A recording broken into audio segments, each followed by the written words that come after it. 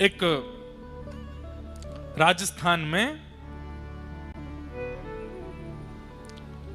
एक भक्त हुए, उनका नाम था, अभी बताता हूं देख के।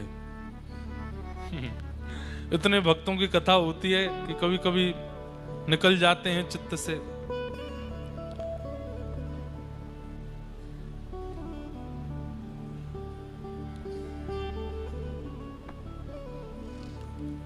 तो राजस्थान में एक भक्त हुए और नाम तो हमें स्मरण में नहीं आ रहा, पर उनकी कथा सुना देते हैं। हाँ, आ गया नाम, घाटम दास। क्या नाम था? घाटम दास। उनकी लीला कथा हमने कई बार सुनाई है कथाओं में, पर एक बात कितनी सुंदर है उनकी लीला कथा की, ध्यान से सुनना। तो राजस्थान में जयपुर के पास में आमेर एक जगह है, वहीं आसपास ही घाटम दास जी रहते थे। और आप पुश्तैनी चोर थे। कौन थे? पुश्तैनी चोर। पुश्तैनी चोर समझते हैं? अच्छा, हमें पहले ऐसा लगता था कि ऊंझा राजस्थान के इतना पास है, यहां पर गुजराती कम बोलते होंगे लोग। लेकिन हमको कल पता चला, बोले महाराज जी यहां तो कोर गुजराती बोलती है, यहां तो सबसे ज्यादा गुजरात, और जो बोले एक प्रकार से मूल गुजरात, बोले उत्तर गुजरात है। यहां का प्रभाव उदयपुर तक है। उदयपुर तक भी थोड़ी थोड़ी गुजराती भाषा बोल लेते हैं लोग, समझ लेते हैं। बोले इसलिए यहां तो खूब धुआंधार गुजराती और बोलती है। तो ऐसे गुजरात में हम आए हैं। तो घाटम दास जी पुश्तैनी चोर थे, मतलब पारिवारिक चोर। इनके दादा भी चोर थे, इनके परदादा भी चोर थे, इनके पिताजी भी चोर थे, इनके 5 पीढ़ियों से चोर थे। तो घाटम दास जी रोज रात्रि में बैठ जाते थे और अपने पुत्र को भी साथ में लेके जाते थे, छोटे से को, उसको भी सिखाना है चोरी कैसे होती है। तो आज कोई व्यापारी तो निकला नहीं, एक महात्मा निकले वहां से। तो अंधेरे के कारण घाटम दास जी को पता नहीं चला, इन्होंने तुरंत जाला फेंक करके महात्मा जी को बस में कर लिया, कब्जे में कर लिए।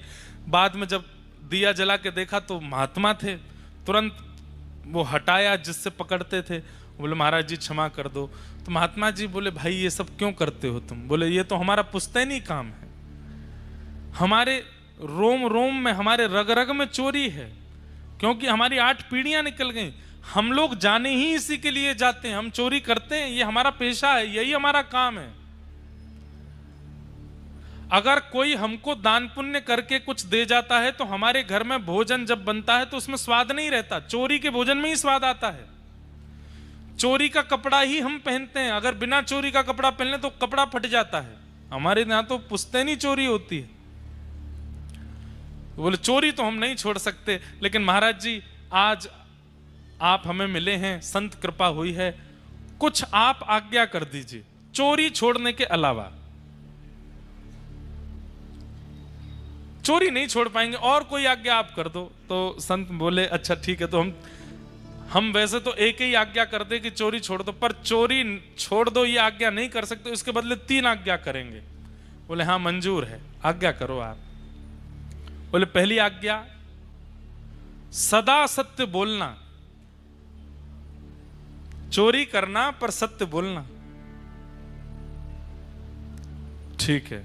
दूसरी आज्ञा, जो भी चोरी करके लाओ उससे थोड़ा अंश संतों की सेवा में लगाना, संत सेवा करना, साधु संतों की सेवा करना। और जो भी खाओ उसे पहले भगवान को अर्पण करना, भगवान की आरती दर्शन करना, मंदिर में जब भी कहीं मंदिर दिख जाए रुक करके प्रणाम करना। 3 आज्ञा कौन कौन सी? पहली आज्ञा सदा सत्य बोलना, दूसरा संत महात्माओं की सेवा करना, और इसी दूसरी आज्ञा में ही था कि ठाकुर जी को निवेदित करके पाना, जो भी पाओ भोग लगा के पाना। और तीसरा, कभी भी मंदिर दिखे, कोई स्थान ऐसा देव स्थान दिखे तो रुक करके प्रणाम करना, जो आज्ञा। ये 3 काम तो मैं कर लूंगा। वो ठीक है। अब धीरे धीरे घाटम दास जी चोरी में निपुण होते गए। संत कृपा से उनकी इतनी बढ़िया बढ़िया चोरी होने लगी,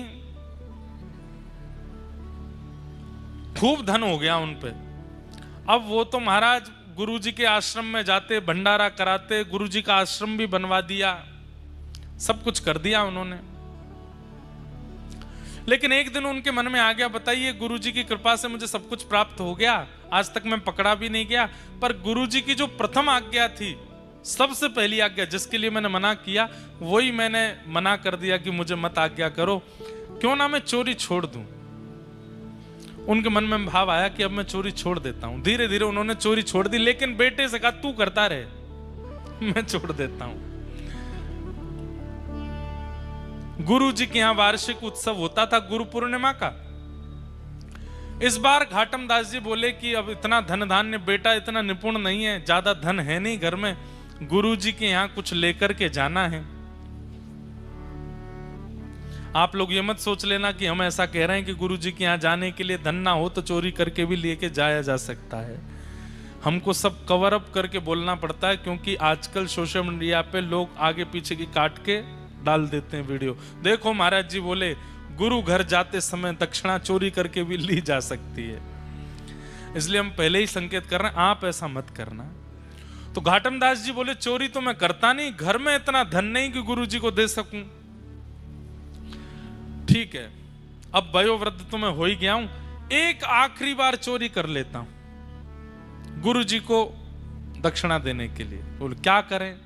बोले आखिरी बार कर रहे हैं तो बड़ी चोरी करते हैं, कोई छोटी मोटी नहीं।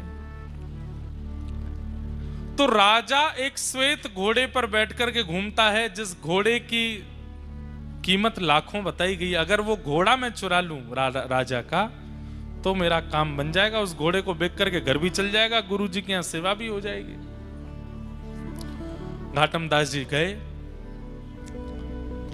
एक सामान्य से घोड़े पर बैठ करके गए, जैसे ही राजभवन में प्रवेश करने लगे सैनिकों ने रोक लिया। कौन हो? घाटम दास जी बोले गुरु जी की आज्ञा है, सत्य बोलना है। चोर हूं।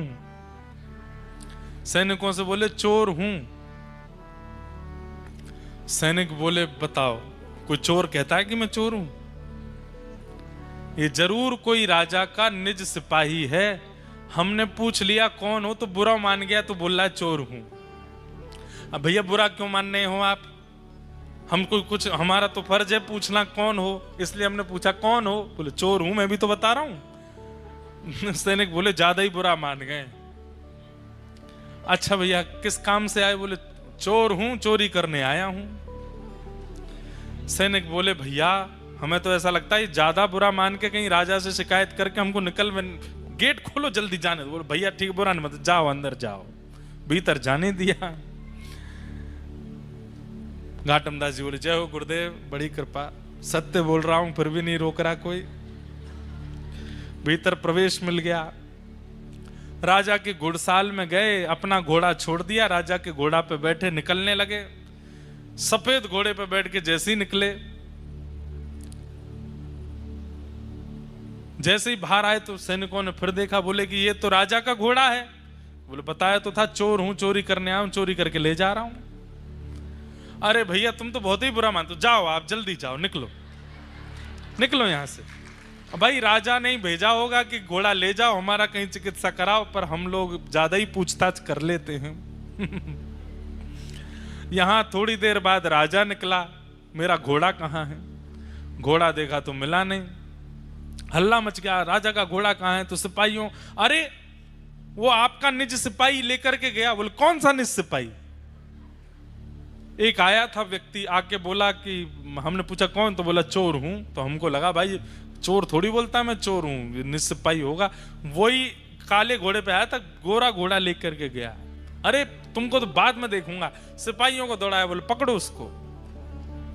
घाटम दास जी घोड़ा लेके भाग रहे थे। बोले बड़ी कृपा गुरुदेव की, क्या आनंद हुआ है, बिना रोक टोक चोरी हो गई। लेकिन तभी एक मंदिर में घंटे घड़ियाल बज रहे थे। गुरुदेव की दूसरी आज्ञा थी, जहां कहीं भी मंदिर देखो रुक जाना।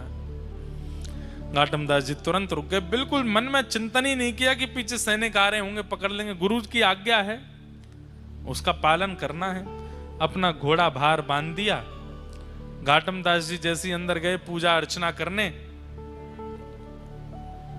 आहा, गुरु आज्ञा का ऐसा फल, वो गोरा घोड़ा काला पड़ गया अपने आप ही। और यहां सैनिक आए, सैनिक देख करके एक बार तो आगे भग गए, फिर देखा, बोले कि ये घोड़े की कद काठी मुखमंडल तो वैसा ही है, लेकिन ये काला कैसे हो गया। अंदर देखा तो घाटम दास जी परिक्रमा कर रहे थे मंदिर की। बोले यही तो है वो चोर। पकड़ लिया सैनिकों ने।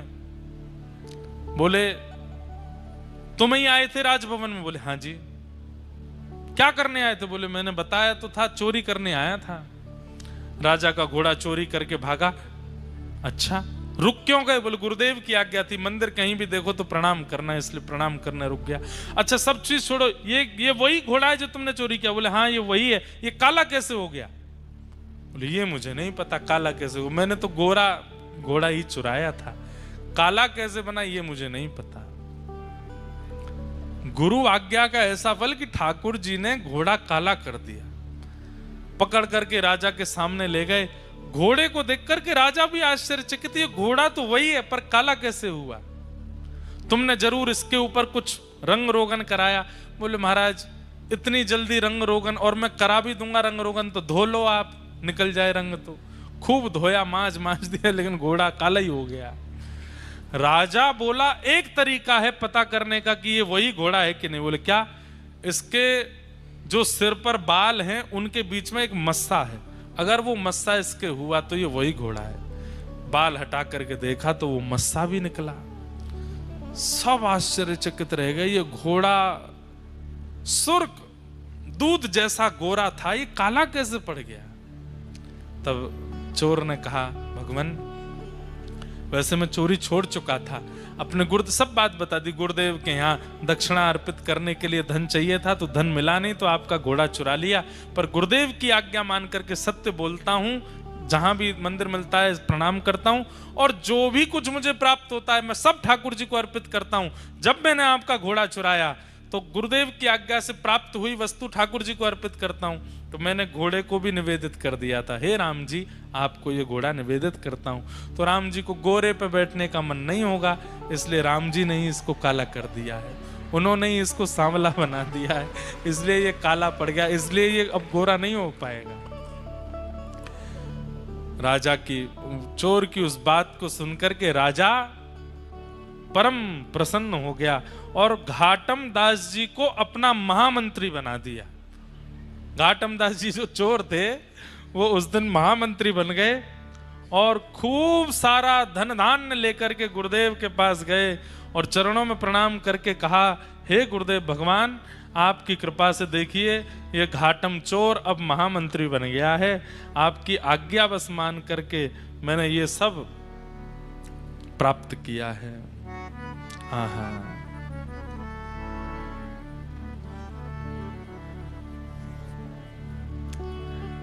घाटम दास जी ने कई पद भी गाए। फिर उसके बाद जब महामंत्री कुछ दिन उस पद पर रहे और फिर उसके बाद उन्होंने महामंत्री का पद भी छोड़ दिया। बोले ठाकुर जी ने मुझे सब कुछ दे दिया, गुरुदेव ने सब कुछ दे दिया, अब मैं ठाकुर जी को क्या निवेदित करूं। तो लिखना शुरू किया, पद बना बना करके ठाकुर जी को निवेदित करने लगे।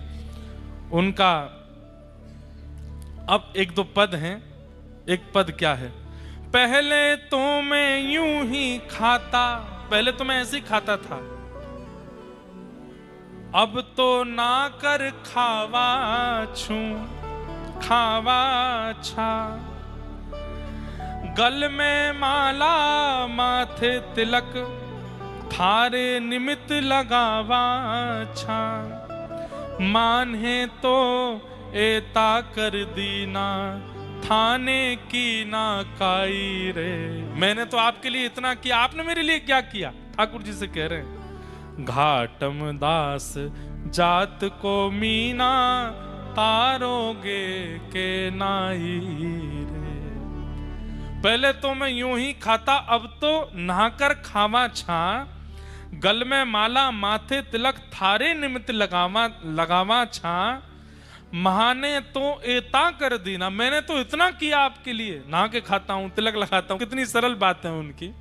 ठाकुर जी कह रहे हैं इसको ये बहुत मानता है, बताओ लोग हजार हजार वर्ष तक तपस्या करते हैं तब मेरा दर्शन नहीं होता। ये तिलक लगाना और केवल नहाने मात्र को मुझे गिना रहा है, कितना सीधा है। माने तो एता कर दीना थाने की ना खाई रे, घाटम दास जात को मीना तारोगे कि नहीं रे। मुझे तारोगे कि नहीं। इतनी सरल बात घाटम दास ने कही, तुरंत अपने हाथ में धनुष बाण लेकर के राघवेंद्र सरकार प्रकट हो गए घाटम दास के आगे। केवल तिलक लगाना और नहाने मात्र से इतने प्रसन्न हो गए ठाकुर जी उससे। लुआरे घाटम दास, तेरी भक्ति पर हम रीझ गए। फिर उन्होंने और भी पद गाए, जे नर रसना नाम उचारे। जो नर अपनी रसना से भगवान का नाम गाते हैं, केतक बात आप तरिवे की कोटि पतित निस्तारे, जे नर रसना नाम उचारे। काम क्रोध मद लोभ तजे, और जीव दशा अति पाले। और वसुधा पर तीरथ हैं जेतक, तिन्हू के अधटाले, जे नर रसना नाम उचारे। धरती पर जितने तीर्थ हैं उतने तीर्थ जाने का फल मिल जाता है किसको? जो व्यक्ति अपनी रसना पर भगवान का नाम सदा के लिए विराजमान कर लेता है। घाटम दास राम को परिचय, तिन्हू लोक उधारे। कितनी बड़ी बात कह रहे हैं। किसी पुलिस कर्मी से आपका संबंध है तो नाका पर अगर आपकी गाड़ी रुक जाएगी तो आप कह दो, ओ भैया वो पुलिस वाले भाई साहब हमारे चाचा लगते हैं, तो नाका खुल जाएगा, आपको आगे जाने दिएगा। बड़े मंत्री से आपकी पहुंच है तो कहीं भी आने जाने के लिए आपकी रोक टोक हो, मंत्री जी का परिचय दे दो, आपको सारे रास्ते खुल जाएंगे। लेकिन कहीं यमराज पकड़ने आ गए और आप कहो कैबिनेट मंत्री जी हमारे फूफा हैं, यमराज कहेगा ये देखा दंड पानी हूं मैं, मंत्रियों की चलेगी यहां पे। अरे आप नहीं जानते? बोले क्या, डीएसपी एसएसपी सब हमारे चाचा फूफा लगते हैं। यमराज के आगे इन संबंधों से कोई काम नहीं चलेगा। लेकिन यमराज अगर सामने आ जाए और आप कह दो हम श्री राधा रमन के हैं और राधा रमन हमारे हैं, यमराज जी कहेंगे जय हो भैया, यमलोक नहीं जाना तुमको, तुमने ऐसे का परिचय दिया है, जाओ तुम्हारे लिए तो वैकुंठ लोक प्रतीक्षा कर रहा है। घाटम दास राम को परिचय।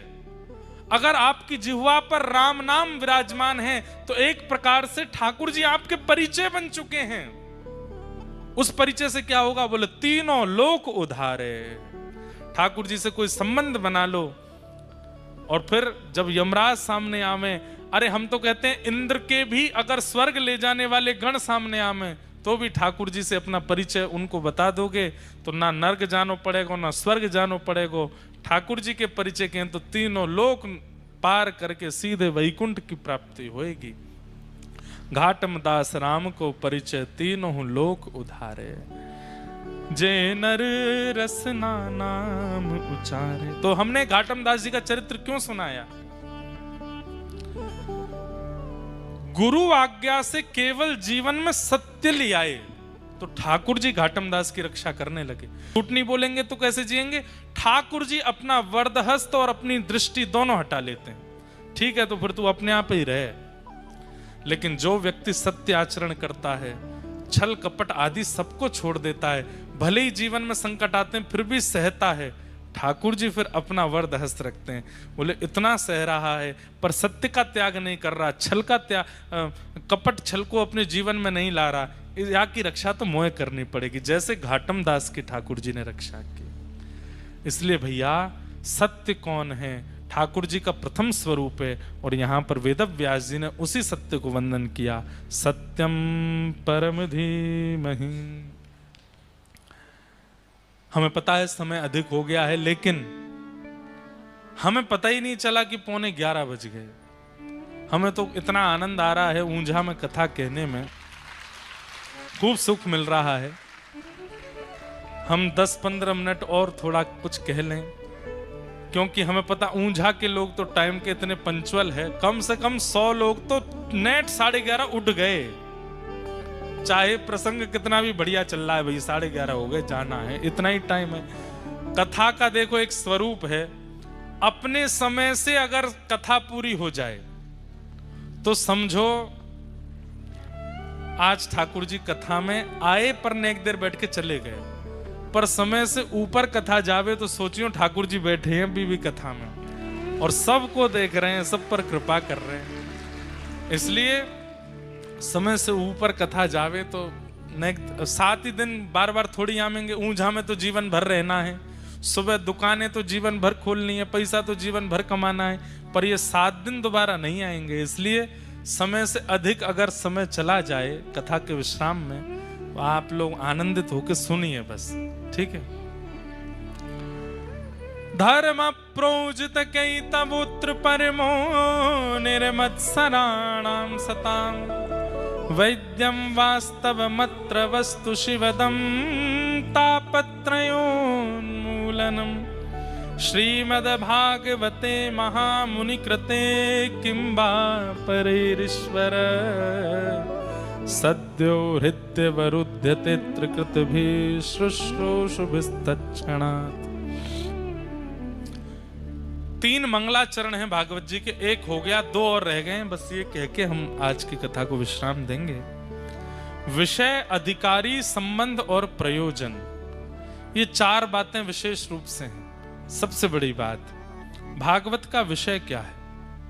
धर्म प्रोजित कई तवोत्र परमो, सबके चित्त में जो परम धर्म को स्थापित करे। परम धर्म क्या है? जहां पर व्यक्ति अपने देह की चिंता ना करके अपनी आत्म की चिंता करता है। आप देह की चिंता करते हो तो सोते हो, देह की चिंता करते हो तो खाते हो, देह की चिंता करते हो तो टहलते हो, देह की चिंता करते हो तो सारी क्रियाएं करते हो। पर आप आत्मचिंतन करने लगोगे कि भाई मेरे भीतर जो विराजमान आत्मा है इसका उद्धार कैसे हो, इसका कल्याण कैसे हो, मेरे जीवन का साफल्य कैसे हो, मेरे जन्म लेने का कल्याण कैसे हो। जिस दिन ये विचारधारा चित्त में प्रकट होने लग जाएगी उसी दिन आप परम धर्म कर रहे हो। कथा सुनना देह का कर्म नहीं है, दैहिक कर्म नहीं है कथा सुनना। कथा सुनना, अब यहां पर कितने सारे बालक, कितने सारे लोग वो बैठे हैं। एक मुझे आज पता चला, एक माता जी सुबह 7 बजे आके बैठ गई, सुबह 7 बजे, कथा शुरू हुई रात में 8 बजे, 13 घंटे पहले पंडाल में आके बैठ गई। पूछा गया मैया इतनी जल्दी क्यों आ गई? तो भावुक होकर के बोली हम सूरत से आए हैं, बहुत दूर से आए हैं, भीड़ बढ़ जाएगी तो बैठने की जगह नहीं मिलेगी, इसीलिए अभी से जगह पकड़ के बैठी हैं कि कहीं हमको बैठने को मिले कथा। अब 13 घंटे एक स्थान पर बैठना ये देह तो नहीं कर सकता, ये शरीर नहीं कर सकता। शरीर तो बहुत अभिमानी होता है। आप एक आसन में बैठने के लिए शरीर को अगर कह देते हैं तो शरीर आपसे बार बार आसन बदलवाता है, कभी पैर लंबे करवाएगा, कभी ऐसे करवाएगा, कभी ऐसे करवाएगा, कभी ऐसे करवाएगा। कई लोग ऐसे ऐसे सुनते हैं कथा, क्यों? शरीर उनका अभिमानी है और शरीर कहता है तू मुझे क्यों बैठा के रखा है, तुझे नहीं पता मुझे आराम कितना प्रिय है। तो फिर वो बेचारा एक आध बार देखता कोई सोफा खाली हुआ क्या। कई लोग तो छोटे छोटे बच्चों, तुम तो युवा हो, नीचे बैठो, हमको बैठने दो ऊपर। क्यों? देह अभिमानी है। उस देह को कथा में भी लाते हैं तो वो व्याकुल ही रहता है, विचलित ही रहता है। पर जो व्यक्ति देह से नहीं आया, अपने आत्म कल्याण के लिए आया है, चित्त से आया है, उसको एक कोना भी मिल जाएगा ना, बस स्वर आना चाहिए कान में, नेत्रों से दिख जाने चाहिए महाराज जी व्यासपीठ, बस वो वहीं से ही प्रसन्न है। कितने श्रोता ऐसे हैं वो पिछले 2-2.5 साल से हमारी हर कथा सुन रहे हैं, मुझे हर कथा में दिख जाते हैं, पर कभी मिलने नहीं आते, कभी समीप नहीं आते, कभी फोटो नहीं खिंचाया होगा, कभी कुछ नहीं। इसका मतलब ये नहीं कि उनमें प्रेम नहीं, पर प्रेम है। कैसा प्रेम है? बस हमें बस कथा मिल जाए, जीवन उपयोगी बात समझ आ जाए, प्रिया प्रियतम की लीला सुन लें और बस उसी में ही आनंद है। ऐसे व्यक्ति आत्मा से कथा में आते हैं, उनको देह सुख नहीं है। तो कथा सुनना ये देह सुख नहीं है। देहाभिमानी व्यक्ति कथा नहीं सुन सकता। और कई बार देह अभिमानी व्यक्ति आ भी जाते हैं कथा में, पर उनके पूर्व के ऐसे संचित पुण्य कर्म होते हैं कि उनको ही नहीं पता चलता कि हमने 3 घंटा 4 घंटा कैसे सुन ली कथा। 4 घंटा होने के बाद उनको याद आता, अच्छा हम कभी नहीं बैठने वाले व्यक्ति हैं, आज कैसे बैठ गए हम। क्योंकि कथा शरीर के लिए भी नहीं होती, कथा आत्मा के लिए ही होती है। कान नहीं सुनते आपके, शरीर नहीं सुनता। आप यहां से बाहर जो कुछ भी सुनते हैं कान सुनते हैं, यहां से बाहर जो कुछ भी सुनते हैं मन सुनता है, बुद्धि सुनती है, पर कथा तो आत्मा सुनती है।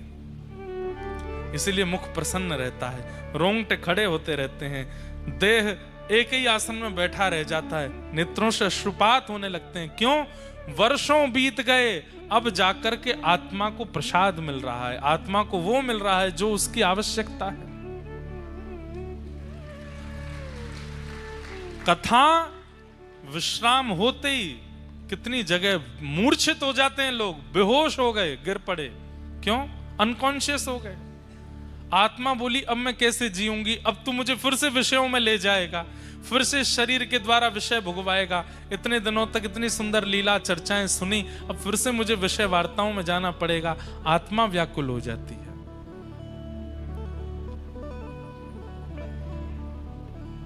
तो धर्म प्रोजित कई तवोत्र परमो, परम धर्म क्या है? जिस दिन आप देह की चिंता छोड़ करके आत्मचिंतन करते हैं और इसका कल्याण का विचार करने लगते हैं। हर जन्मदिन पर चिंता करो। कितने साल के हो गए? 28 साल के हो गए, 29 साल के, 30 साल के हो गए, 100 साल का जीवन मिला, 30 साल तो खत्म हो गए। कितने बचे? 70 बचे। अब 70 भी पूरे कोई जी नहीं पाएंगे हम, हमें पता है। 60 के बाद तो बस व्यवस्थाएं देखो, अब कब जाना हो जाए पता नहीं है, अब आजकल कुछ पता नहीं है। इतनी लंबी आयु तो है नहीं। तो 60 के बाद तो प्राण निकल कभी भी जा सकते हैं। स्वाभाविक मृत्यु 70-80 के बीच में आजकल हो रही है सब लोगों की। मूल रूप से देखा जाए तो आप 20 साल के हो गए, 25 साल के हो गए, तो आपके पास में अब शेष केवल 30 साल है।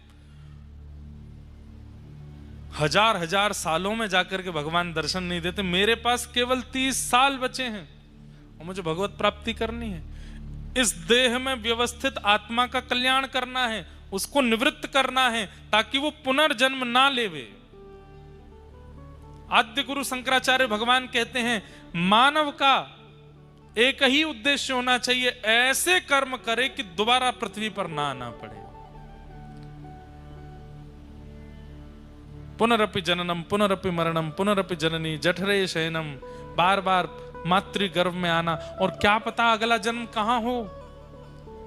इसलिए इसी जन्म में अब शेष जीवन जो है वो ठाकुर जी को अर्पित करके, भगवत कथा श्रवण करके, भगवत वार्ताओं में रह करके, भगवत जनों का संग करके, भगवत लीलानु कथा में अपने आप को ओतप्रोत करके व्यतीत करना है। ठाकुर जी श्याम सुंदर को हम प्राप्त हो जाएं। ये विचार जिस दिन आपके चित्त में आ जाए, उसी दिन आप धर्म से ऊपर उठ के अब परम धर्म कर रहे हो। क्योंकि अब आपको अपने अंदर विराजमान उस आत्मा की चिंता हो गई, उसके कल्याण का निवारण करना है। और भागवत धर्म से व्यक्ति को परम धर्म सिखाती है, मतलब देह सुख से आत्म सुख की ओर ले जाती है। इसीलिए भागवत का ये विषय है, धर्म प्रयोजित कई तवोत्र परमो। इसके लिए सबसे पहले त्याग क्या करना पड़ेगा कि आपके चित्त में आत्म कल्याण की भावना प्रकट हो जाए। उसके लिए सबसे पहला आपको क्या करना पड़ेगा? तो निर्मत्सराणाम सताम, दूसरे के सुख के प्रति जो आपके चित्त में ईर्ष्या होती है उसका त्याग करना पड़ेगा। किसी की भी उपलब्धि देखो, किसी के भी बारे में सुनो, किसी की भी प्रशंसा सुनो, सब सुन करके आपके चित्त में आना चाहिए तेरा मंगल मेरा मंगल सबका मंगल होए रे। हे ठाकुर जी, आप सबका मंगल करो। मुझे बहुत प्रसन्नता है कि वो व्यक्ति करोड़ों कमा रहा है। मुझे बहुत प्रसन्नता है उसका ब्याह बहुत अच्छे घर में हो गया। मुझे बहुत प्रसन्नता है वो व्यक्ति उपलब्धियों को प्राप्त कर रहा है। अब मुझे ईर्ष्या नहीं होती किसी से कि मुझसे कोई आगे निकल गया ना, सबसे प्रसन्न हूं मैं।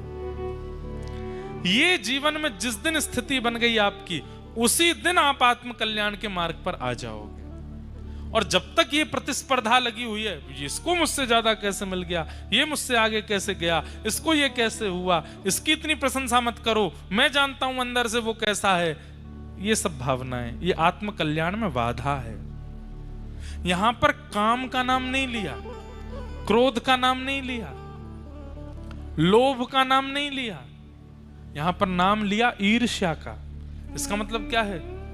काम, क्रोध, लोभ से भी ज्यादा बड़ा दोष यदि कोई है तो वो ईर्ष्या है। और एक बात बोल दूं, पंडाल में बैठे हर व्यक्ति में, मुझमें भी किंचित ईर्ष्या तो है। इसीलिए ठाकुर जी से हम वंचित हैं। हम तो हर कथा कहने के बाद में अपने चित्त से कहते हैं कि ये ईर्ष्या दोष कम हो, ये दोष कम हो। और होता भी है। ठाकुर जी की कृपा से सत्य बता रहे हैं। ऐसा नहीं है कि हमसे सब प्रेम करते हैं, कई लोग हमसे भी ईर्ष्या करते हैं और हमें कोई आके बताता है आपके बारे में कोई ऐसा कह रहा था। अब भगवत कृपा से उनमें भी गुण ही दिखते हैं। कोई बात नहीं, अच्छा है, सब प्रेम करने वाले हो जाएंगे। ज्यादा मीठा खाएंगे तो शुगर हो जाएगी। एक आध करेला भी जीवन में आना चाहिए, ऐसी भावना चित्त में आती है। और यही सावधानी का काम है। क्या? ईर्ष्या ना हो किसी के भी प्रति, सबके प्रति प्रेम भाव, सबके प्रति मंगल भाव। तीसरी बात, जैसे ही आप सबसे ईर्ष्या करना बंद कर दोगे, लेकिन प्रयास तो कर रहे हैं, लेकिन ईर्ष्या छूट नहीं रही है। आपने प्रयास तो किया। आज सुनने के बाद मेरे बगल वाले दुकान वाले से मुझे ईर्ष्या होती है, लेकिन आज महाराज जी कह रहे हैं कल उससे ईर्ष्या नहीं करूंगा मैं। लेकिन कल जाते ही उसको देखते ही फिर से आई, दाढ़ी का गिर जाए, इसका पाम टूटे, फिर से ईर्ष्या आई। तो अब क्या करें? अब इस ईर्ष्या दोष को कैसे निकाला जाए चित्त से? तो अगली आज्ञा करते हैं, वैद्यम वास्तव मत्र वस्तु शिवदम। ठाकुर जी को अपना संबंधी बना लो, ठाकुर जी से कोई प्रगाढ़ संबंध स्थापित कर दो और नित्य ठाकुर जी से उस संबंध का निर्वहन करो। जैसे ब्याह होने के बाद में अब आपकी अर्धांगिनी है, पत्नी है, पत्नी के साथ आप व्यवहार रखते हैं। बच्चे हो जाने के बाद फिर आपकी एक जिम्मेवारी बढ़ जाती है। ऐसे ही ठाकुर जी से एक संबंध बनाओ और कल से ही उस संबंध का निर्वहन करो। अगर ठाकुर जी सखा हैं तो मित्र के साथ कैसे रहते हैं वैसे रहो। मित्र के साथ सबसे पहला स्वरूप। अच्छा, एक और बात, अब मित्र के साथ तो हम बहुत सारे व्यवहार करते हैं, वो सारे व्यवहार आप ठाकुर जी के साथ नहीं कर सकते। एक मूल रूप से विशेष व्यवहार क्या है जो आप मित्र के साथ करते हो कि आप अपने मन की सारी बातें उसको बताते हो। ये बात ठाकुर जी से करो, सब बताओ। सुबह उठते ही स्नान ध्यान करके जय जय ठाकुर जी आनंद में हो, चकाचक कहाँ पाओगे आज बाल भोग में, चलो बनवा के लाऊं, मैया से परांठे बनवाए, ठाकुर जी को भोग लगाए, चकाचक जल्दी पाए लो, फिर आपको प्रसादी मैं पाऊंगा। सखा है ठाकुर जी। खूब प्रेम से पाने के बाद फिर ठाकुर जी से कहो, आज मैं यहाँ जा रहा हूँ, आज मुझे सुबह वहां जाना है, उस व्यक्ति से मिलना है, फिर उसके बाद वहां जाऊंगा, वहां से आऊंगा, फिर घर आऊंगा, फिर राजभोग पाने आऊंगा, दोपहर का भोजन, तब आऊंगा आपसे मिलने। आप भी चकाचक जाओ। और सुनो, ऊंझा में वहां चले जाना, पास में बिंदु सरोवर उधर चले जाना, ठाकुर जी से ऐसे वार्ता करो, निकल जाओ अपने काम पे। लौट करके घर आए, फिर सब बताओ आज कहां कहां गए, किस किस से मिले। एक सखा के प्रति जैसी आपकी स्थिति रहती है, बैठ के ठाकुर जी के कक्ष में, आज उससे मिले, उसने बहुत गलत किया मेरे साथ, पर कोई बात नहीं ठाकुर जी, सब बढ़िया है। उससे मिले, उसके साथ ऐसा हुआ, वहां ऐसा किया, सब बता दो ठाकुर जी को। अपने सखत्व का निर्वहन। कई लोग क्या करते हैं, हम ठाकुर जी को सखा मानते हैं तो अब सखा के गले में गलवैयां डालते हैं तो ठाकुर जी के ऊपर हाथ धर के बैठे हैं। सखा के साथ में कान पकड़ लेते हैं तो ठाकुर जी ये सब नहीं, ये अधिकार ठाकुर जी दें तब करिएगा। प्रारंभ में तो केवल आप इतना ही करो कि अपने मन की सब कहो। रसिक प्रीतम हित चित की बातें श्री गिरधारी जी सो कहिए तलहटी गोवर्धन की रही है, गोवर्धन की रही है तलहटी गोवर्धन की रही। अरे कहां तक गए ये तक बता के जाओ, जेब में कितना रुपया लेके जा रहे हो। ठाकुर जी को आके फिर बताओ आज तो सब खर्च है गो मेरो, सब लुट गयो मेरो। हर दिन ठाकुर जी को आप ये हम नहीं बोल रहे, आपको लगेगा ये तो बालक है इसकी बात हम क्या माने। हमारी भारत भूमि में प्रकट हुए श्री स्वामी राम सुखदास जी महाराज, उन्होंने इस नियम को बताया। स्वामी जी श्री राम सुखदास जी महाराज कहते हैं घर से निकलते से पहले ठाकुर जी से बात करके जाओ, घर में आने के बाद ठाकुर जी से बात करो, अपनी पूरी दिनचर्या बता दो ठाकुर जी को, किससे प्रेम हुआ, किससे बात हुई, किससे लड़ाई हुई, किससे झगड़ा हुआ, किससे क्या, सब बता दो। अब क्या है, आप सुबह बता करके गए हो ठाकुर जी को, तो ठाकुर जी को सब पता है कहां कहां जाने वाले हो। वहां जो भी असद होने वाला है सब सद हो जाएगा, क्योंकि ठाकुर जी को पता है। ठाकुर जी, हम लोग कब याद करते हैं ठाकुर जी को? जब पेपर देने जा रहे होंगे तभी याद करते हैं, ठाकुर जी आज एग्जाम है बढ़िया करवा देना, आज हमारा एंट्रेंस है बढ़िया करवा देना, आज हमें देखने वाले आ रहे हैं पास करवा देना हमारा ब्याह पक्का करा देना, आज पहली बार लड़के वाले से मिलने जा रहे हैं, लड़के से मिलने जा रहे हैं। बस इन्हीं बातों में क्यों याद आते हैं ठाकुर जी? हर बात में याद। पानी पूरी खाने जा रहे हो, बता के जाओ ठाकुर जी पानी पूरी पाने जा रहे, बाहर का आप तो पाते नहीं हो, हम पाके आएंगे, घर पे किसी दिन आपके लिए बनवा देंगे। अरे ये छोटी सी भक्ति का स्वरूप है, यहीं से प्रारंभ करो, ठाकुर जी से संबंध बना लो। इससे होगा क्या, आपके चित्त में जितने भी दोष है ना, धीरे धीरे ठाकुर जी उनको नष्ट करने लगेंगे। जैसे आपने ठाकुर जी से कहा, एक मेरा मित्र है उससे कल मेरी लड़ाई हो गई, आज मैं जा रहा हूं उसको जवाब दे के आऊंगा, तो जैसे ही आप क्रोध में ठाकुर जी को बताओगे कि मैं उससे लड़ने जा रहा हूं, तो ठाकुर जी चित्त में शीतलता ले आएंगे। आप सोच के तो जाओगे कि मैं बहुत क्रोध करूंगा, लेकिन जैसे ही उसके समीप पहुंचोगे, कहां छूमंतर हो जाएगा क्रोध, नहीं कर पाओगे उतना जो, क्योंकि पहले आपको जो क्रोध करना था उससे आप अपना सर्वनाश करते, लेकिन अब ठाकुर जी को बता के गए तो वो क्रोध भी ठाकुर जी ने इतना कर दिया कि अब क्रोध आएगा नहीं। हर बात ठाकुर जी को बता के जाओ। अब इसमें एक बात और होगी, जैसे छल करते हैं हम, कपट करते हैं, अब छल कपट की बातें आप ठाकुर जी के सामने जब कहने जाओगे ना, तो आपकी जीभ कांपेगी। मैं ठाकुर जी से कैसे कहूं कि मैं किसी का अधिकार मारने जा रहा हूं, मैं ठाकुर जी को कैसे बताऊं मैं किसी को धोखा देने जा रहा हूं। लेकिन महाराज जी ने कहा सब बताना है, तो आप ठाकुर जी के सामने जब बोलोगे ना, नेत्रों से अश्रु निकल आएंगे, और ठाकुर जी उसी समय आपके मन को परिवर्तित कर देंगे कि मत करो छल, मत करो कपट, ज्यादा से ज्यादा करोड़ों का नुकसान ही तो होगा, रोटियां बंद नहीं होंगी तुम्हारी, मत करो छल कपट, रोक देंगे ठाकुर जी। अपनी हर स्थिति ठाकुर जी को बताओ। संबंध बनाने से क्या होगा, चित्त में जो दोष प्रकट होते हैं वो दोष नष्ट हो जाएंगे, उसमें ईर्ष्या दोष भी नष्ट हो जाएगा। वैद्यम वास्तव मत्र वस्तु शिवदम। और फिर इसका दूसरा फायदा क्या होगा, तो कहते हैं तापत्रयोन्मूलनम। जीवन में जितने भी ताप संताप हैं, धीरे धीरे धीरे धीरे ताप संताप तो जो प्रारब्ध में है वो आएंगे, पर उनसे होने वाली पीड़ा आपको नहीं सताएगी, आप उसमें प्रसन्न रहने लग जाओगे, उसमें आनंदित होने लग जाओगे।